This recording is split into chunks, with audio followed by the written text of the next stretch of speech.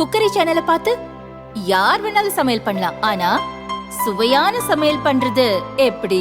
நான் இதயம் நல்லெண்ணெயில சமையல் பண்றேன். ஆஹா ஓஹோன்னு பாராட்டுறாங்க. நீங்களும் இதயம் நல்லெண்ணெயில சமையல் பண்ணுங்க, பாராட்ட வாங்குங்க. தினம் தோறும் வாங்குவே இதயம் இதயம். கேரளாவின் வயநாடு நிலச்சரிவில் சிக்கி இறந்தவர்கள் எண்ணிக்கை 180 கடந்துவிட்டது. பலி எண்ணிக்கை இன்னும் கூடும் என அஞ்சப்படுகிறது.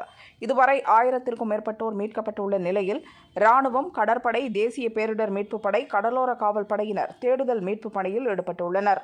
விமானப்படை, ஹெலிகாப்டர்கள், ராணுவத்தின் மோப்ப நாய்களும் இந்த பணியில் இணைந்துள்ளன.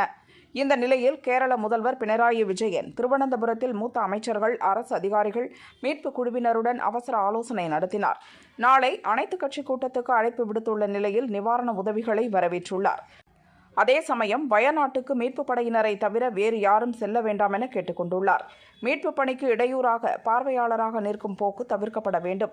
பேரிடர் பகுதிகளுக்கு வாகனங்களில் தேவையில்லாமல் செல்வதை கண்டிப்பாக தவிர்க்க வேண்டும்.